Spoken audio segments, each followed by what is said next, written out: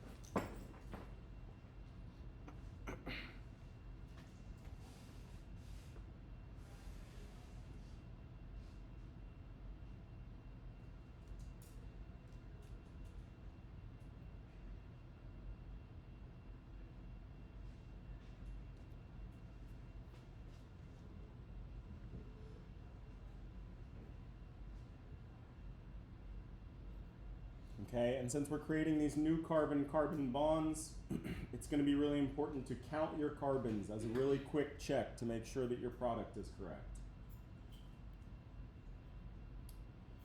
Okay, so the important thing about these reactions, right? Now, what's playing the role of the nucleophile? The ketone or the Grignard?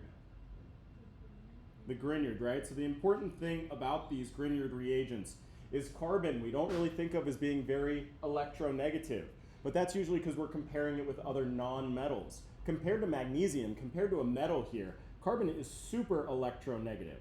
So there's all this partial negative charge on the carbon and the partial positive charge on the magnesium. So this carbon right here is going to play the role of a nucleophile, and it's going to be attacking that electrophilic carbonyl carbon, right? Remember that phrase I want you to have down because we're going to see this over and over again. Electrophilic carbonyl carbon. So those are the two carbons that I need to link together. That's my new bond. So let's start by redrawing our ketone here. I'm going to keep that carbon colored blue, all right? Because now I'm going to draw a new bond. And on the other end is going to be that red carbon. All right, so now I've linked these two molecules together, connecting those two carbons. So now I just need to draw the other 1, 2, 3 carbons from my nucleophile here, from my Grignard.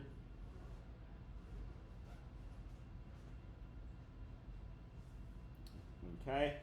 And then the other thing here is, remember, what new functional group is there going to be in our product? An alcohol, because this is the alcohols chapter, right?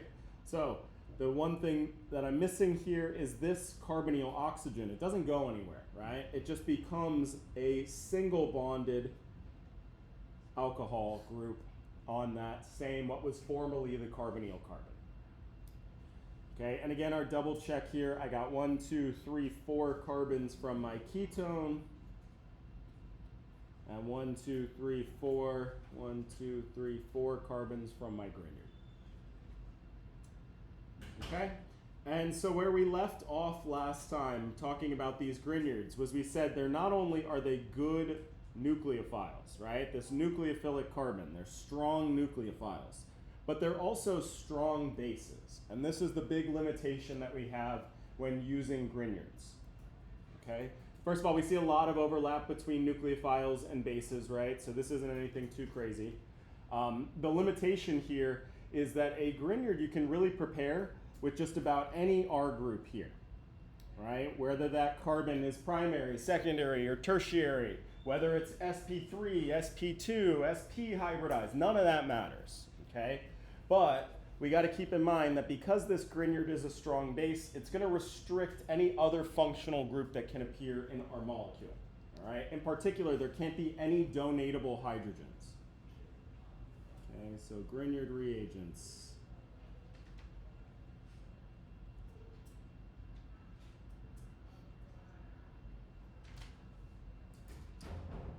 so R, MgBr. Again, we have a whole bunch of electron density on that carbon because it's paired with that magnesium metal. And R can be any carbon.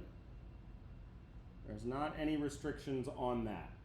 Okay, what we do restrict is what other functional groups can appear in that R group. No donatable hydrogens in our R group. So what does that mean? All right, and I'm talking about even slightly acidic hydrogens will be easily removed. So certainly no carboxylic acid groups, right? That's a nice, reasonably, I mean, it's considered a weak acid, but in the world of acids, it's still pretty good. So definitely not that. But also no OHs, no amine groups, and no thiol groups. Right? So even those compounds which have pKa's more around 16, similar to that of water, none of those can be present in our Grignard reagent because it's just going to react with itself because it's a strong base. Okay? And so to be clear, if we were to, let's say, take a carboxylic acid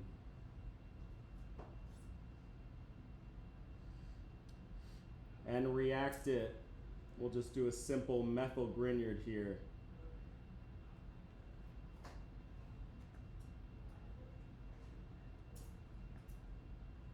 All right, that carbon is simply going to react not with the carbonyl carbon, but it's going to deprotonate that acid.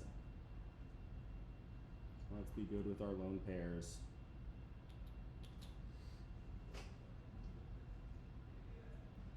So then we're left with a carboxylate group, a deprotonated carboxylic acid, and methane. And that's a really expensive roundabout way to make an alkane, right? No point. It kind of just ruins the whole Grignard reagent. We'll be doing Grignard reactions in the lab, and you'll see that because of this, it's really important that we have nice, clean, dry glassware. The presence of any water in there will also ruin our Grignard because of this type of acid-base reaction here. Okay, but we have a sort of clever way of getting around this if we were to want to create a Grignard reagent that has that R group in there. All right, and this is going to be what's called a protecting group. Okay, and we're going to learn about one, this is a general technique, we're going to learn about one specific one that we can use to protect alcohol groups to create a Grignard reagent.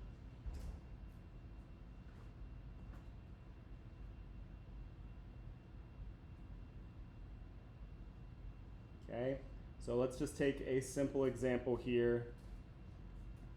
We have this molecule that has both an alcohol group and a halogen in it, and we really want to add magnesium in order to create our Grignard reagent here.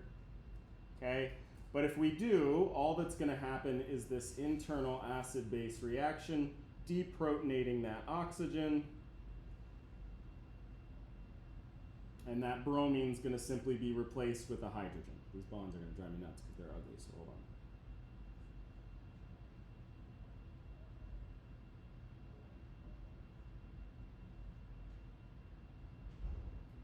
Okay, this isn't what we want. We want to make a Grignard. Okay, so instead we're going to first add what's called a protecting group.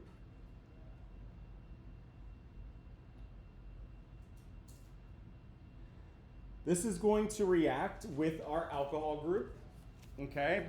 And it's just going to add this big bulky group on there that's not going to have any more donatable hydrogens.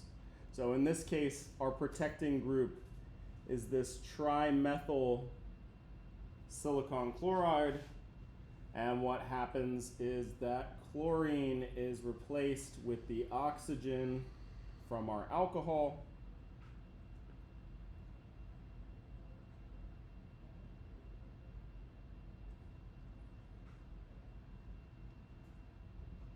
Okay, so we've converted this alcohol into this thing right here, which is now a protected alcohol group. Right, so again, now it's protected, meaning it has no donatable hydrogens. So now when we add our magnesium to the mix, we will have successfully created our Grignard reagent.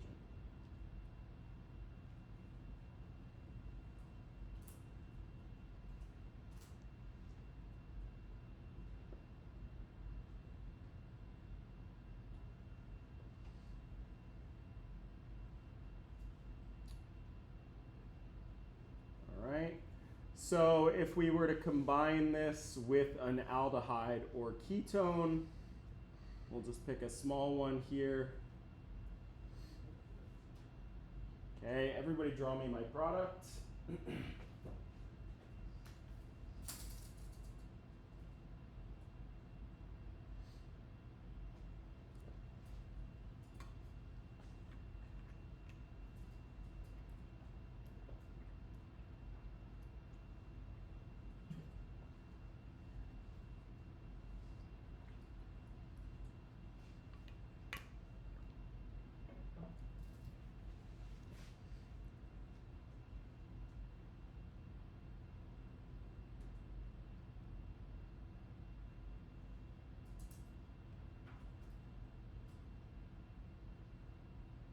Okay, so if I start by redrawing my Grignard,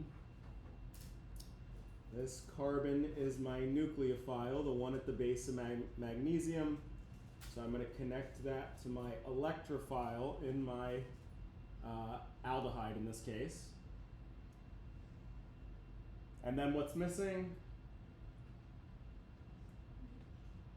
Yeah, the OH, right? The OH off of my red carbon here. So now I got this, but it still has this protecting group on there. All right, any good protecting group, it only works because it's also easy to kick off, right? We can put it on there pretty easily, but we also can take it off pretty easily. And if we're good with our Grignard reactions, I got lazy up here and I forgot to draw in my step 2. That step 2 is to add some sort of a weak acid to it. You could even just add water, but some source to protonate that oxygen. And when we do that step, so I guess if I'm being really good here, this oxygen's not protonated yet. When I do this follow-up step and add that weak acid, not only will it protonate the oxygen in my Grignard, or in my product, but it will also kick off my leaving group so that it's replaced with just that alcohol again.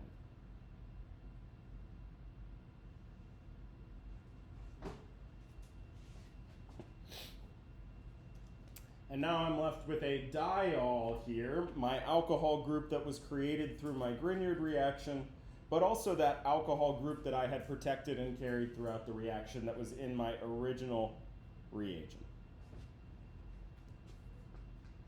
Okay, so this guy right here is again a protecting group, how we can carry out Grignard reactions where our Grignard reagent has that alcohol functional group.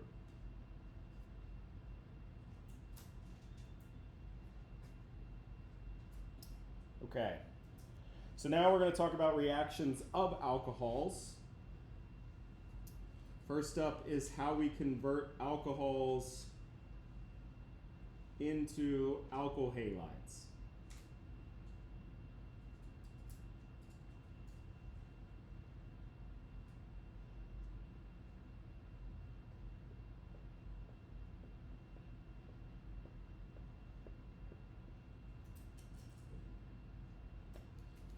All right. So, for tertiary alcohols,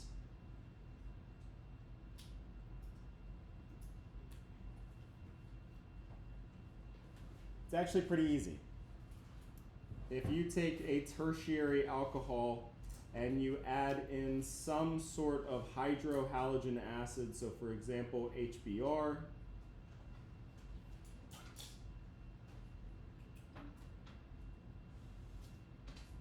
that bromine will substitute that OH group.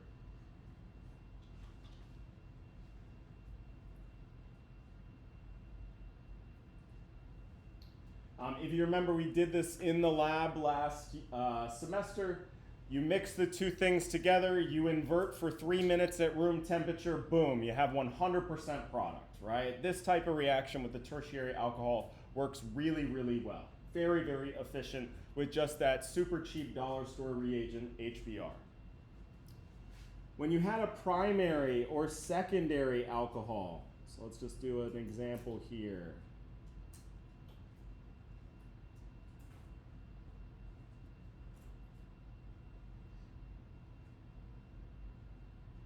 And you try to do the same thing. First of all, it definitely is not going to react at room temperature. All right, you can get it to work by really cranking up the temperature and waiting over an hour, and then you get a pretty decent yield of your substitution product. All right, but generally speaking, it is not very efficient.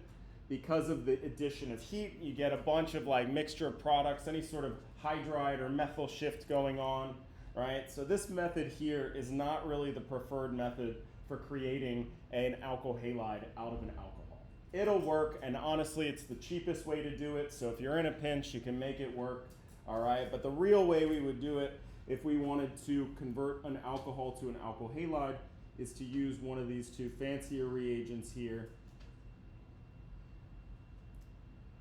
SOCl2, if you want to put a chlorine on, or PBr3. Okay, these are very efficient substitution methods for primary and secondary alcohols. Okay, there's one other important thing to note about these reactions, and I'm going to use a stereospecific alcohol reactant to demonstrate this, right? Remember we talked about how this RS stereochemistry, how that's coming back to bite us, right? So this one right here would be R2 butanol. Well, if we react it with one of these two fancy reagents here,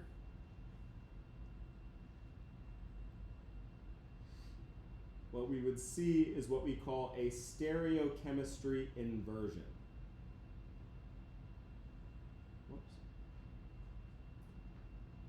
My dashed bond, my wedged bond that alcohol group was on has now become a dashed bond with my halogen.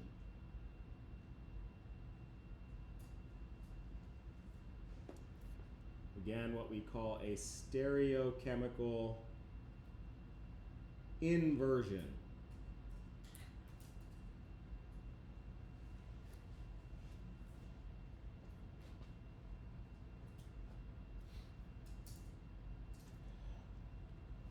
Okay, and so the reason for that is something that we haven't talked about yet this semester, but we need to remind ourselves of because it's not going anywhere, and that is because these go through a specific type of substitution mechanism called an SN2 mechanism.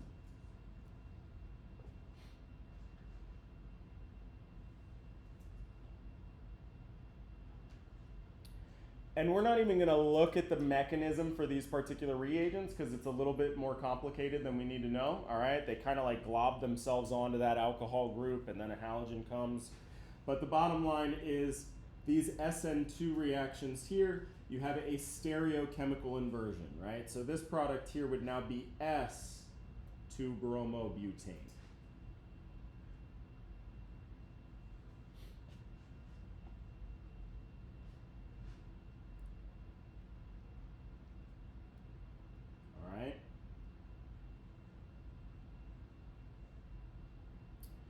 our tertiary alcohol up here with the hydrohalogen, the really cheap, easy way to do it because it's a tertiary alcohol. This undergoes what's called an SN1 mechanism. And we'll review what the heck SN1 and SN2 are here in a second, all right? But importantly, let's just note, because it undergoes an SN1 mechanism, we get all possible stereoisomers.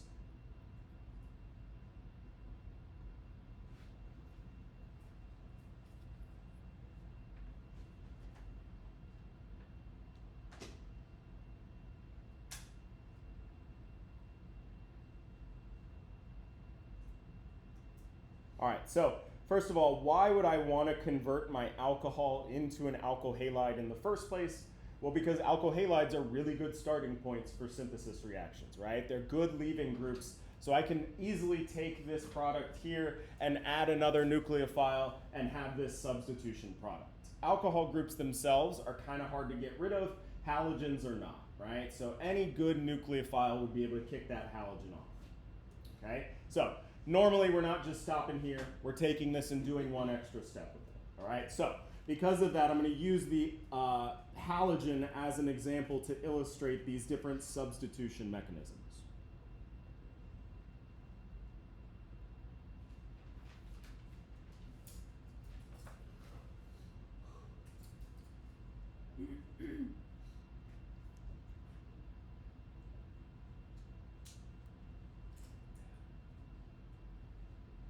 Okay, so an SN2 mechanism here. The 2 means that it's a bimolecular mechanism, which means that the slow step involves 2 species, the nucleophile and the electrophile.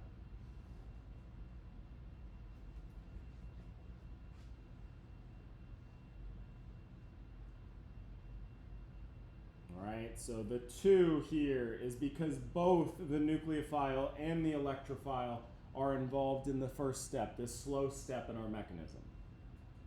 All right, so let's take a look at a stereospecific secondary alkyl halide.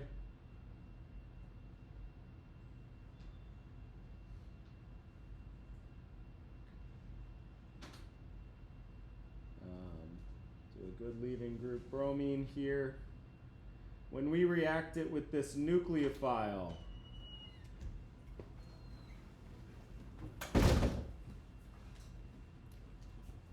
the substitution is going to occur in one step here, where the nucleophile attacks and the leaving group leaves, all in one shot, right? All of this happens at the same time.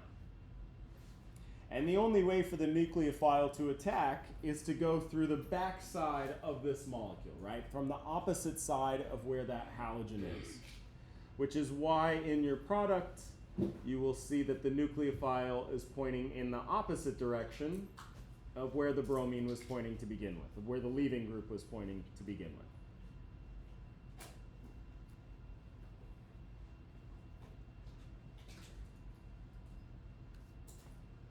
All right, so if I'm going to come up with one little phrase to remember these SN2 reactions, it's all in one step.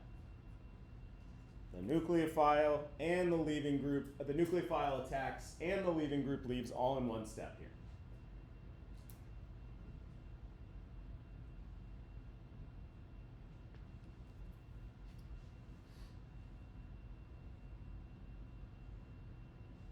Okay, that's in contrast, and I guess before we even move on, let's remind ourselves that SN2 are for primary and secondary alkyl halides, as well as the alcohols.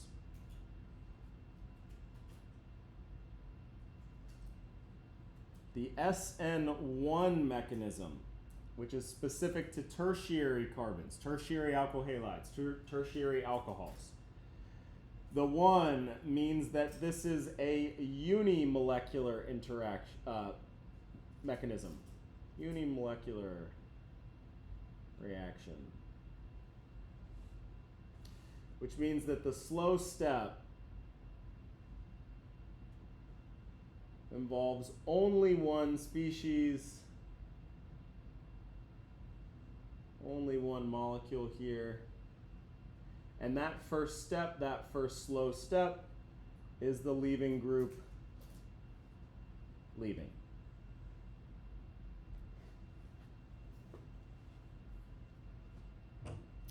Right? So the nucleophile isn't even involved in the first step at all.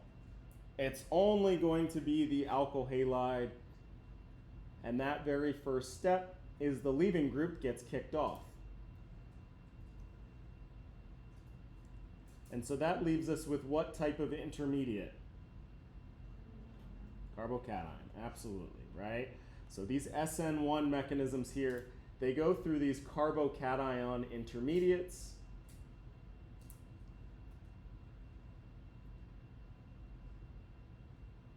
And then my nucleophile just attacks that super good electrophile, that carbocation.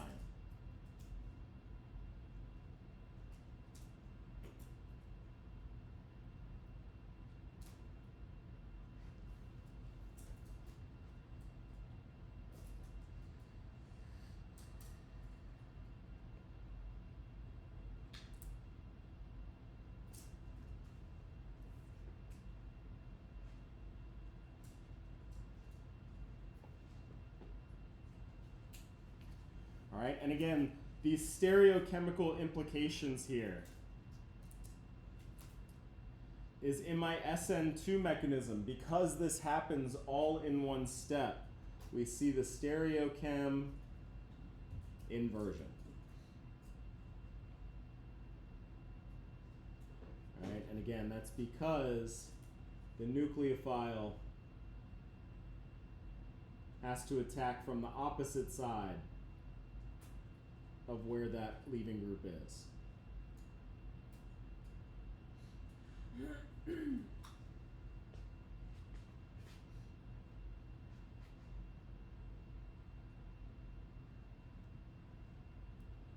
The SN1 mechanism, on the other hand,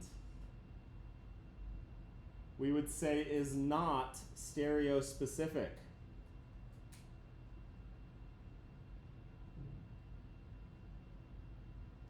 Which is a fancy way of saying we get all possible stereoisomers.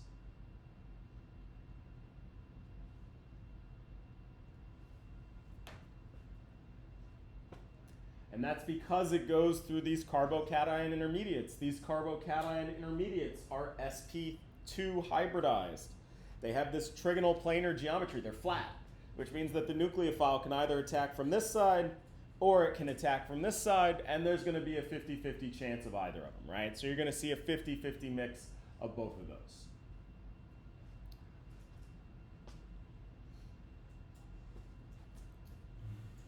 Okay, so let's tie this back into the discussion of alcohols here.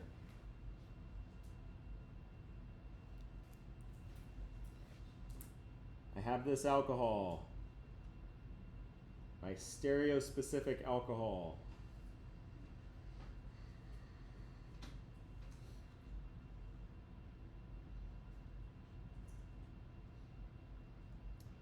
And I'm trying to get rid of it. I'm trying to substitute it out for some good nucleophile here. Okay? Let's use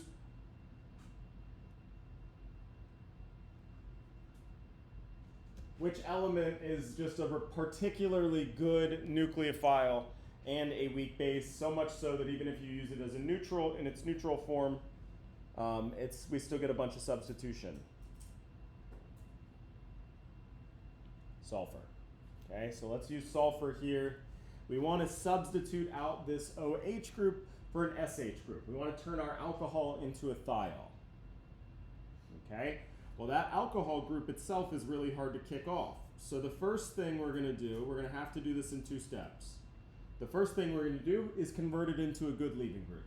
Let's use our PBr3, because bromine is a slightly better leaving group than chlorine is. So why not go for the big one?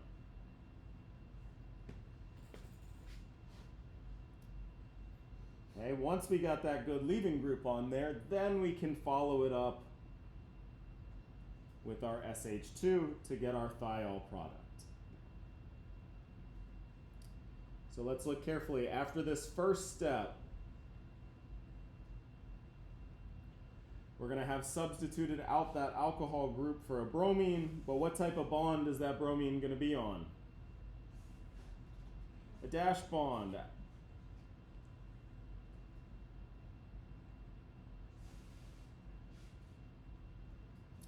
Right? Because again, this was an SN2. So we saw that stereochemical inversion.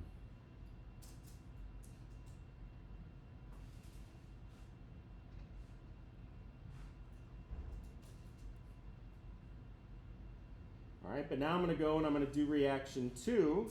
This is also a substitution reaction using a secondary alkyl halide.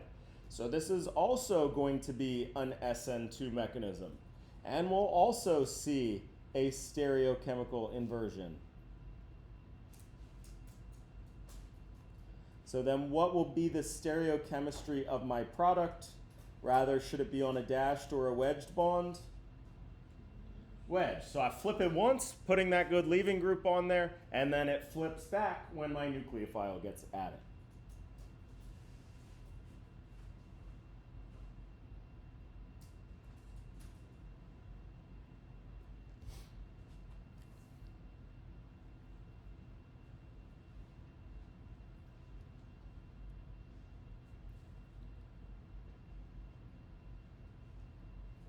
Okay.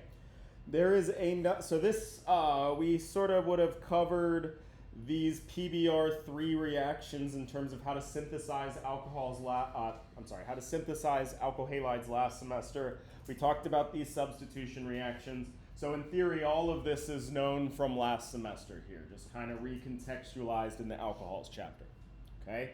We're gonna now introduce a new way that we hadn't learned about before to convert our alcohol group into a good leaving group. Not converting it into a halogen, but converting it into something else. And this uses what's called tosyl chloride.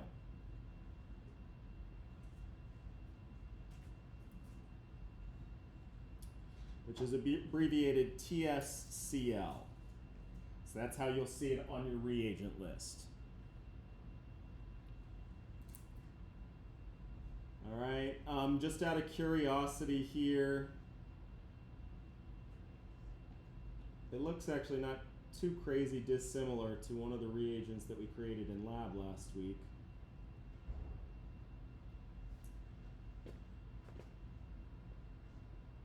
Okay, we're going to abbreviate it. We don't need to know the structure. This isn't anything you have to have memorized, but just FYI.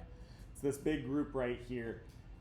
Okay, and so what happens is if we take an alcohol, let's just do our same alcohol from up here.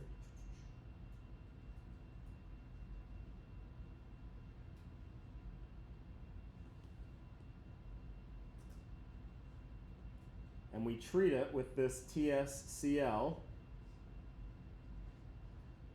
right, what that does is it sort of globs on to that alcohol group. So now we have OTS in our product.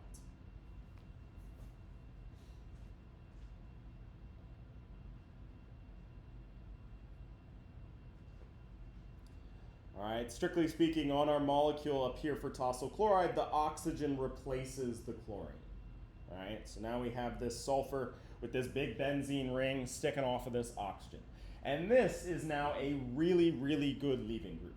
We can kick this off easily, just like we can a halogen.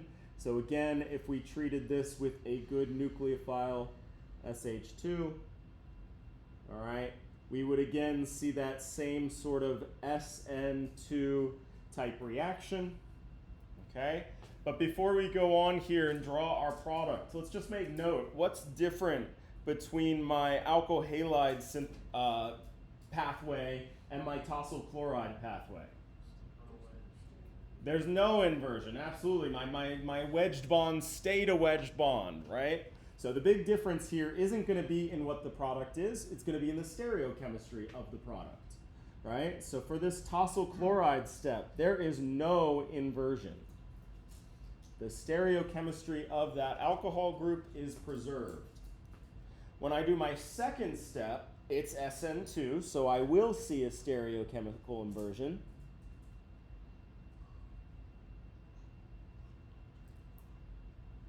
All right, so in my product now, when I put that sulfur group on there, okay, now I'll have flipped it from a wedged bond to a dashed bond.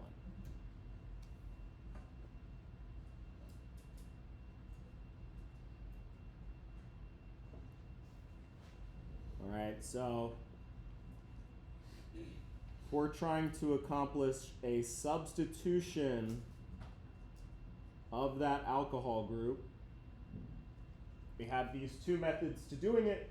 The product that you're going to get isn't going to be any different. The stereochemistry of that product is.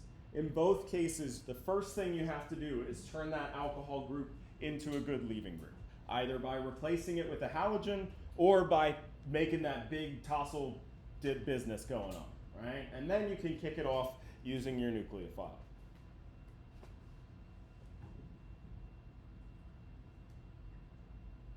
Okay. So I've been saying this alcohol group is a bad leaving group. All right. What do I mean by that? And let's explore that a little bit further here.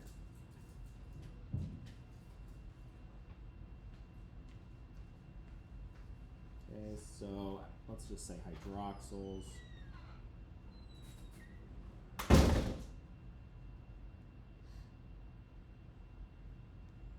As leaving groups. If I were to take, let's do an imaginary reaction here just to see. I'm going to take this alcohol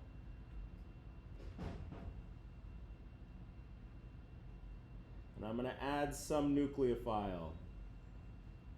And we're going to say, okay, what is the product if we had this substitution reaction? Right? It's a secondary alcohol, so we'll do a secondary mechanism here, an SN2 mechanism.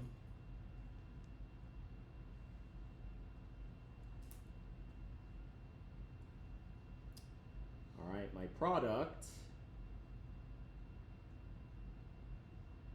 would just be that substitution product, same thing we got last time, so that's not really the problem. But if I'm being really good, what's my inorganic product that we always, we sort of always ignore the inorganic product when we're drawing our reactions here, but if I'm being really good and balancing this chemical equation, what else should I include here? The OH, right? And in particular, that OH has accepted that pair of electrons. So this is OH, right, with that minus sign, which we have a special name for. This is hydroxide. And what do we know about hydroxide? What do we know about hydroxide even as far back as like general chemistry? What do we use hydroxide for? It's a strong base, okay? And the bottom line here is that strong bases are terrible leaving groups. Right? So this hydroxide, an alcohol as a leaving group would be a hydroxide, which is a strong base, and that means it's a terrible leaving group.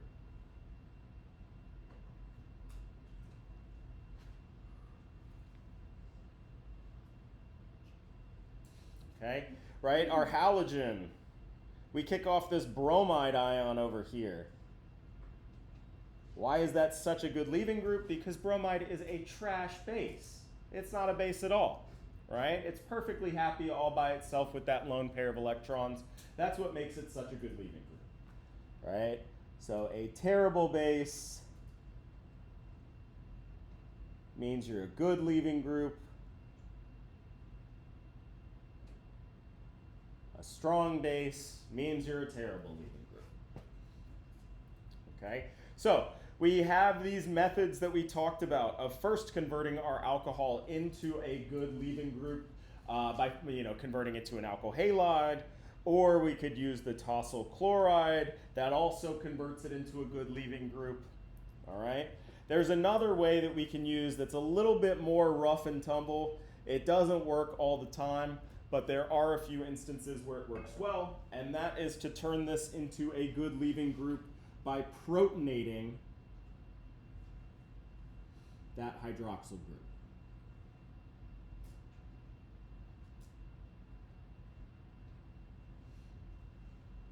All right, that is another method that you can use to turn that into a good leaving group. And it doesn't work in all circumstances, but there are a few ones that we're going to note. There's two specific ones that we're going to note here. One of them we've actually already seen. We just didn't do the mechanism for. So if we take our tertiary alcohol here and we treat it with HBr, we said that this was a really easy way to convert this into a halogen. Right? So the first step in this mechanism is that strong acid, HBr, protonates that hydroxyl group.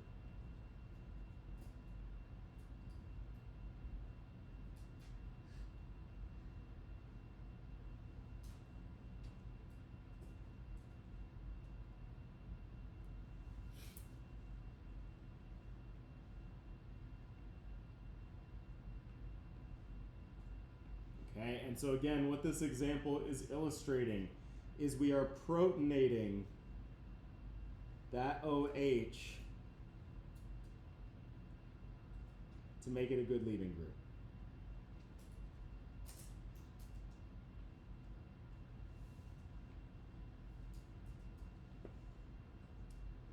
Okay, so now I have this tertiary carbon with this good leaving group. Is this going to be an SN1 or SN2 type substitution mechanism?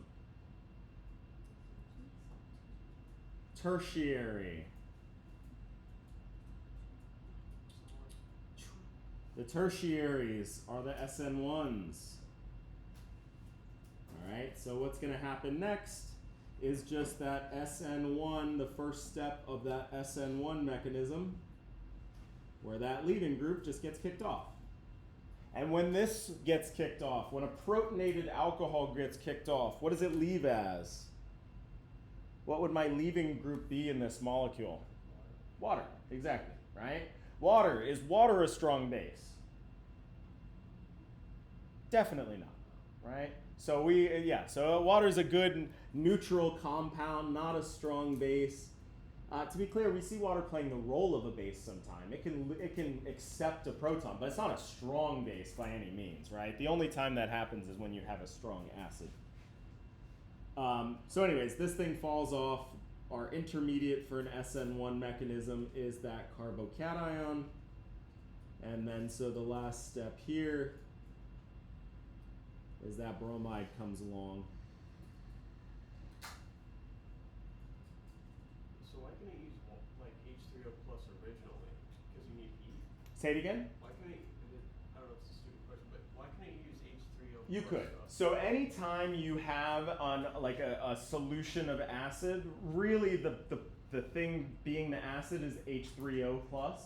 I just get to kind of have my bromide ion form it. You can kind of just simplify your mechanism by using this. But yes, I mean, what you could have said is that first HBr is going to react with H2O. Whoops.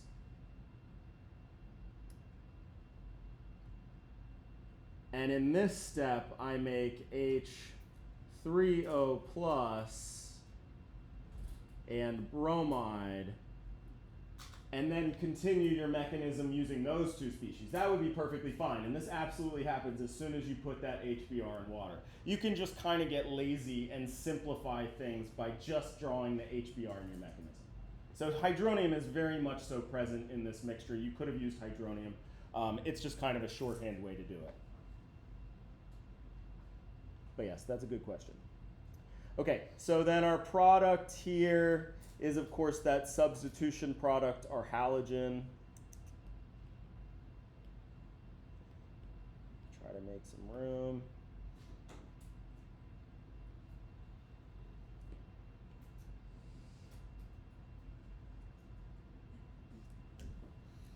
Boom.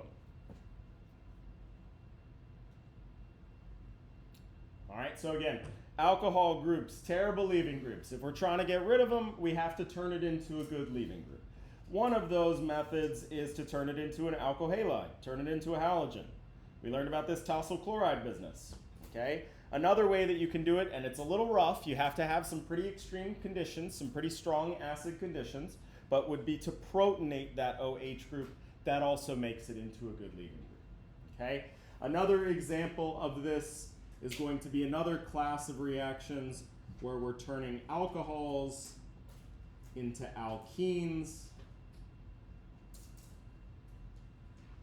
All right, this is a specific type of elimination reaction, which we call a dehydration reaction.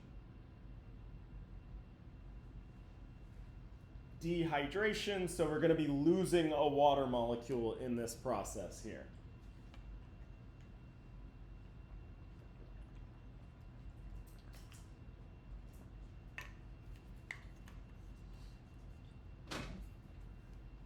Okay.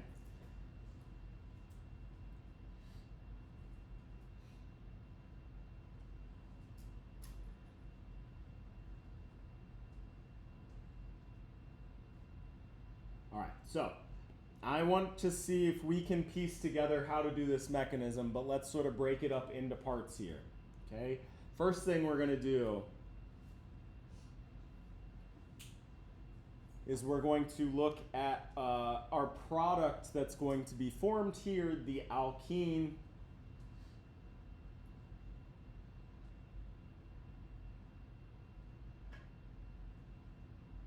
Okay.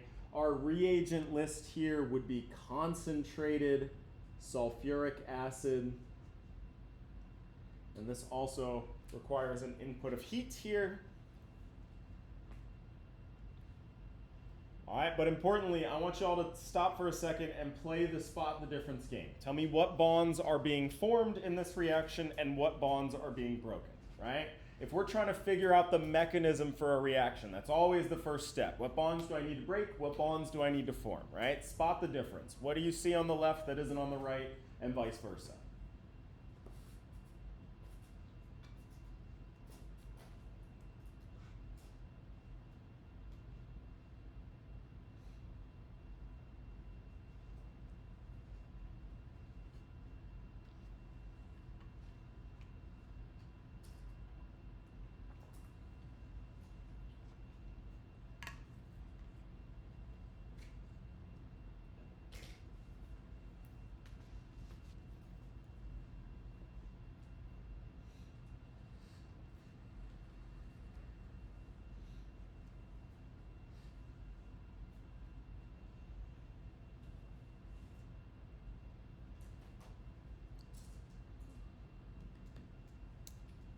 All right, so there's one obvious bond. So let's say we're going to do bonds formed in orange, and we'll do broken in red here. So there's one obvious bond that's being formed in this reaction here. What's that one?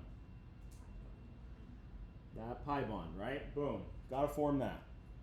There's one obvious bond that's being broken here. Which one is that? The carbon-oxygen bond. Okay? But there's one more bond that is being broken in this reaction here. All right, what is that other bond that's being broken? Carbon-hydrogen, right? Awesome. Because if we look over here on our left-hand side, this carbon has 3 hydrogens. On the right-hand side, it only has 2, right? So that is an additional bond that's going to be broken in this reaction.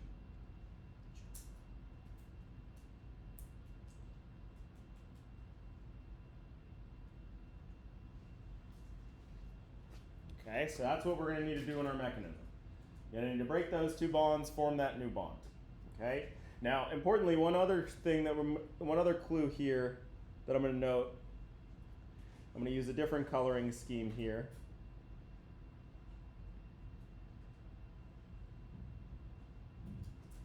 This pair of electrons in this new bond here, this pi bond pair of electrons, that is the same pair of electrons that used to live in that carbon-hydrogen bond. right? That's the pair of electrons that's going to come down and form my new pi bond. Okay, so we're going to do our mechanism here. And again, the first step is we got to turn that alcohol group into a good leaving group. And since we have this concentrated sulfuric acid, we're going to use that protonation technique, right? So step one is to protonate the OH group. And here we are going to use hydronium, okay? To be clear, Brian, we could also use the sulfuric acid structure. That would be fine. It's kind of more of a pain in the butt to draw, but that would also be acceptable to use in the mechanism. Kind of lazy way to do it is to then instead use hydronium. All right, so similar to before, you could do either. Okay, so I want you guys to fill in this first step here. All right, give me my missing electron pushing arrows, give me my missing product of this step.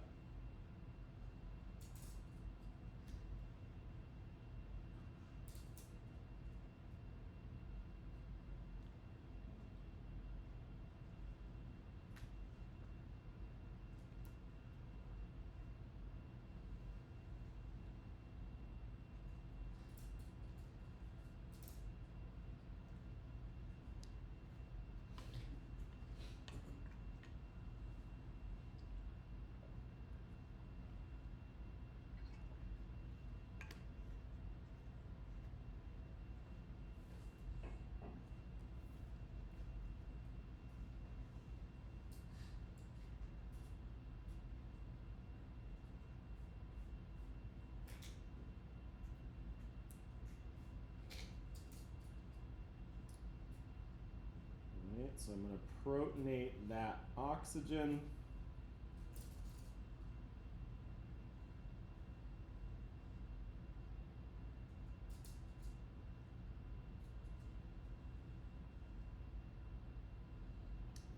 Turning it into a good leaving group.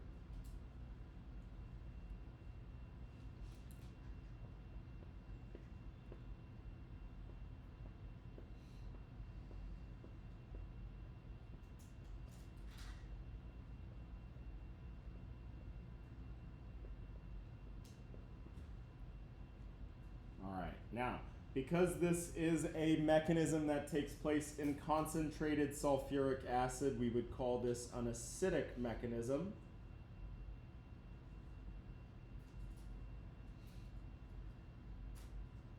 All right, and in our acidic mechanisms, our proton donor, we use the hydronium ion. But in this particular reaction, we're also going to need a proton acceptor. We need to get rid of this hydrogen here, okay? One proton acceptor would be the hydroxide ion. But this is not the proton acceptor in our mechanism here. All right? Why is that? Because this is a solution of concentrated sulfuric acid. Is there going to be any hydroxide molecules floating around? Absolutely not. They would just immediately react. They'd be mopped up by that acidic condition, right? So this is a good go-to proton acceptor, but we can't use that under acidic conditions, okay? So under acidic conditions, whenever we need a proton acceptor, we just use the neutral form, i.e. water.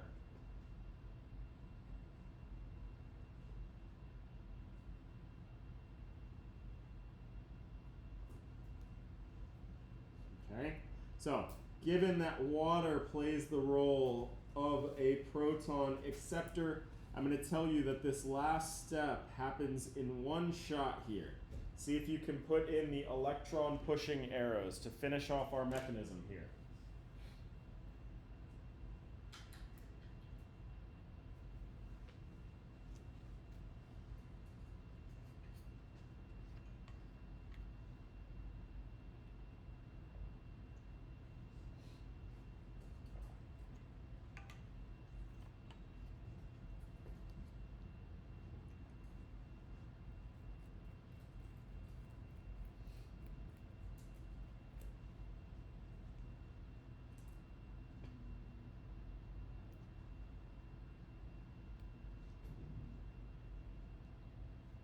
you're going to need 3 electron pushing arrows.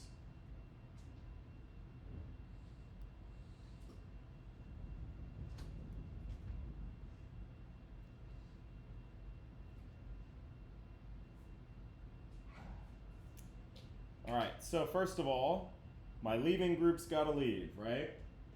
I got to kick this off. We actually get that pointing at the oxygen. Boom. That's got to happen, right? Got to break that bond.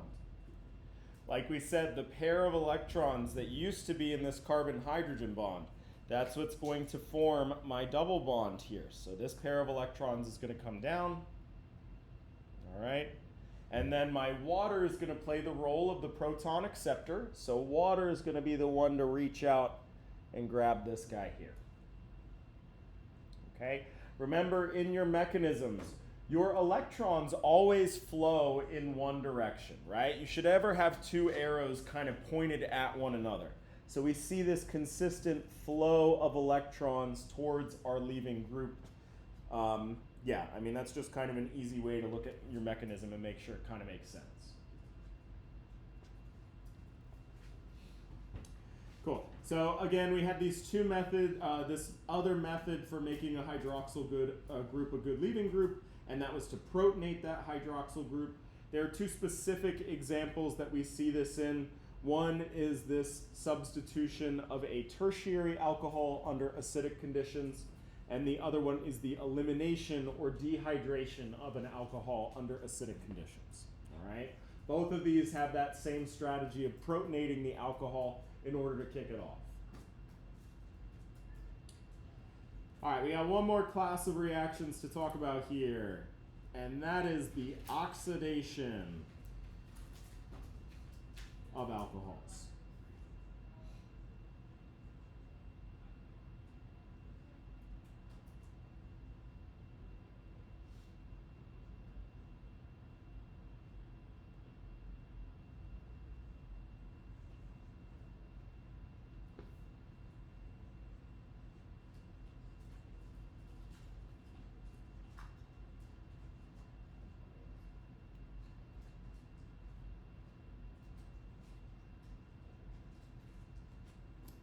Okay, so we're going to break this down for primary, secondary, and tertiary alcohols.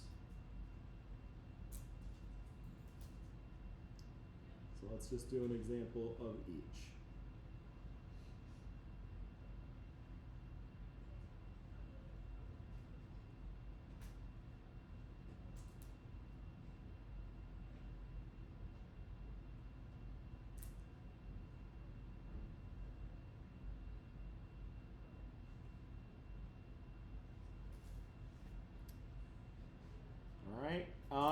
First of all, whenever I say oxidation in organic chemistry, we can kind of simplify things to just creating more carbon-oxygen bonds. Okay? So, if I take this primary alcohol here, we'll talk about specific reagents here in a second. For right now, we're just going to leave it as O for oxidize. Okay? If I oxidize this alcohol group, what can I oxidize it to? What's going to be creating more carbon-oxygen bonds here? Yeah, ketone, remember we would call it an aldehyde because it's a pain in the ass that these are considered different functional groups because they behave the exact frickin' same. But when a carbonyl bond is at the very end of a molecule, it's called an aldehyde. I had strong feelings about that. Anyways. And we can further oxidize an alcohol, though, an aldehyde, rather. What can we further oxidize this to? If we were to fully oxidize that carbon. Carboxylic acid. Awesome. So starting with a primary alcohol, we can first oxidize it to an aldehyde and then to a carboxylic acid.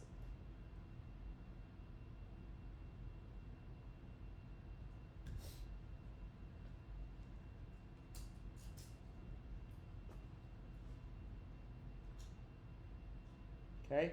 If we were to start out with a secondary alcohol and we were to oxidize it, again, we're going to convert that carbon-oxygen single bond into a carbon-oxygen double bond. So now this would be a ketone. Okay, maybe we can just make note. This is an aldehyde. This is a ketone.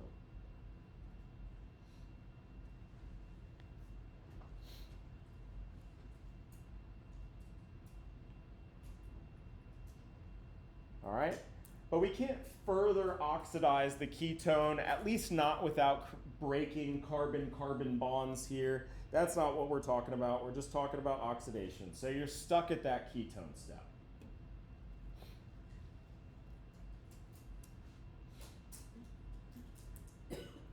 And if I have a tertiary alcohol here, what does this oxidize to?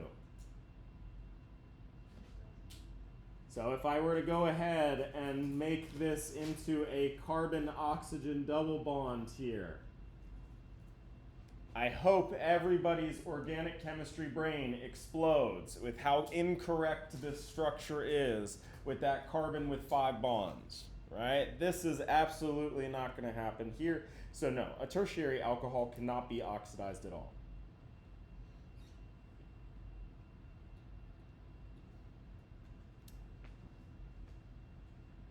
Okay, so a primary alcohol, we can oxidize it to an aldehyde, and then we can further oxidize it to a carboxylic acid. A secondary alcohol, we can create that carbonyl group, but then we're stuck at that point, right? We're stuck at that ketone step. Tertiary alcohol, you can't oxidize at all. All right, so we're going to have different classes of oxidizers here. A weak oxidizer is one that will stop oxidizing at that aldehyde step. Right? It will convert the carbon-oxygen single bond to a carbon-oxygen double bond, but then it's stuck. It can't oxidize it any further.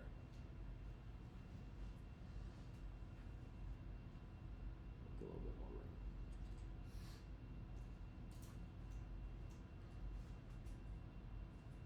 room. Okay. Our other class of oxidizers is going to be a strong oxidizer, and that will blow right through that aldehyde step and fully oxidize that alcohol to a carboxylic acid.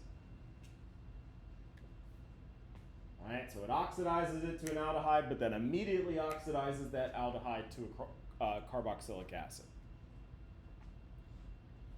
All right, likewise, what if we started with an aldehyde and treated it with a strong oxidizer? What's that going to do? No, it's going to fully oxidize, right? So even if we just started at this step here, our strong oxidizer will always fully oxidize that carbon. Right? A weak just gets stuck at that carbonyl step. If we have a secondary carbon, again, we can use our weak oxidizer to get that carbon-oxygen single bond into a carbon-oxygen double bond. If we had a strong oxidizer, it's going to do the same thing because it gets stuck at that step because you can't further oxidize this secondary alcohol. So regardless of what you use, strong or weak oxidizer, you'll get the same product for a secondary alcohol.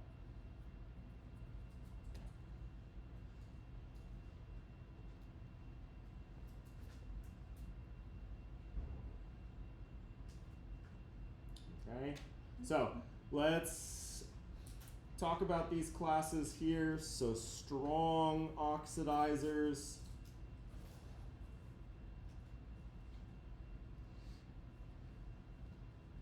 And weak oxidizers. Okay, when you see what metal do you think oxidation? So iron, yeah, iron can be a good one, but there's one that we use in organic chemistry a lot, and that is chromium. And so our strong oxidizers always have chromium in the formula. So the two big ones are CrO3 and Na2Cr2O7. There are definitely other oxidizers out there, like manganese is also used. These are the two big ones in organic chemistry. Kind of less so now, to be perfectly honest. But these are the ones in our textbook. These are the ones we're going to go with. Okay. The weak oxidizers, there's two that we have to be able to recognize here. The first one is PCC. And honestly, I don't even remember exactly what it stands for except for that one of the C's is for chromium. Okay, so it's another kind of chromium-based oxidizer. It's just been like doped with these alkyl groups, so it's not as good at oxidizing as like a regular chromium is. Okay, and the other one is this new fancy one that is being used more and more often now. What's called DMP. This is Des Martin Periodinane.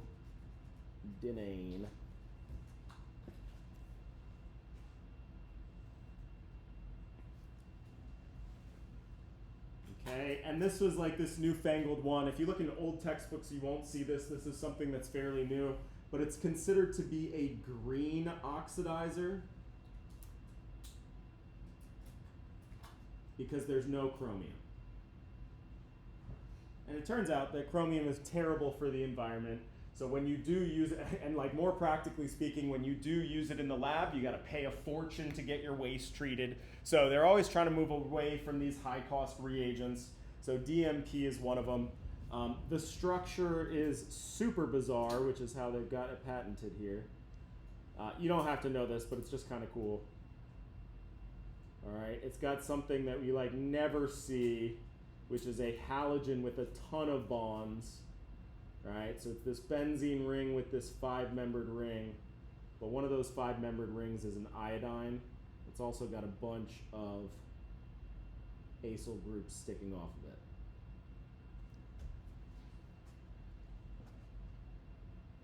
Magic, I don't know. Who knows how this thing works, but that's why they're making a bunch of money patenting it.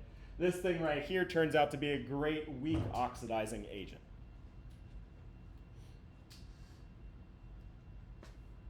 Okay, so just to illustrate the difference between these two, in these last 5 minutes, let's take one compound that's got a bunch of different types of alcohol groups in it.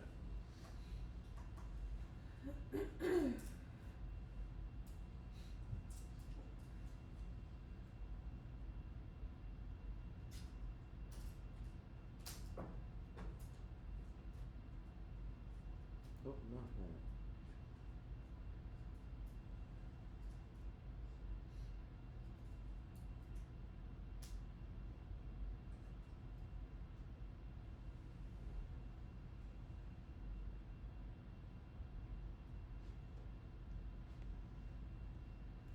And I want you to give me the products. If we treat it with that strong oxidizer versus our weak oxidizer.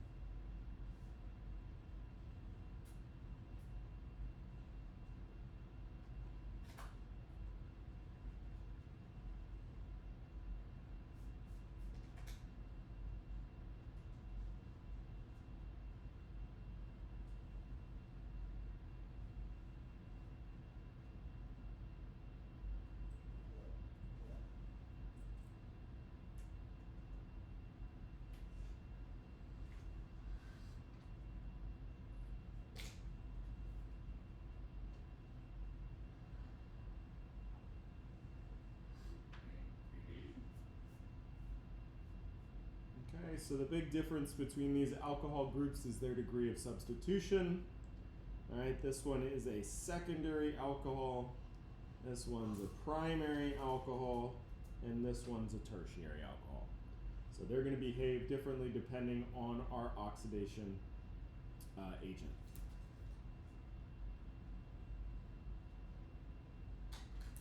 All right, so if I use DMP, the weak oxidizer,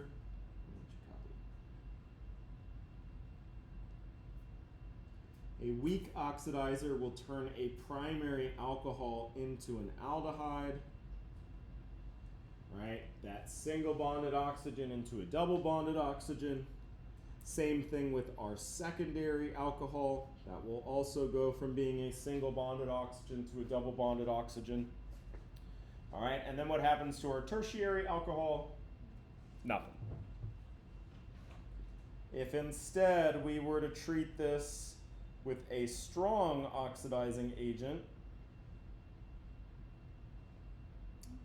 it does the same thing to the secondary alcohol. It will oxidize to a ketone, because remember, after this point, it can't be any further oxidized.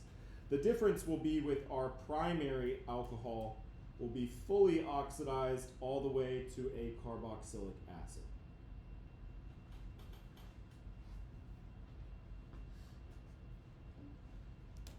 And the tertiary alcohol, regardless, can't be oxidized, so it's stuck down.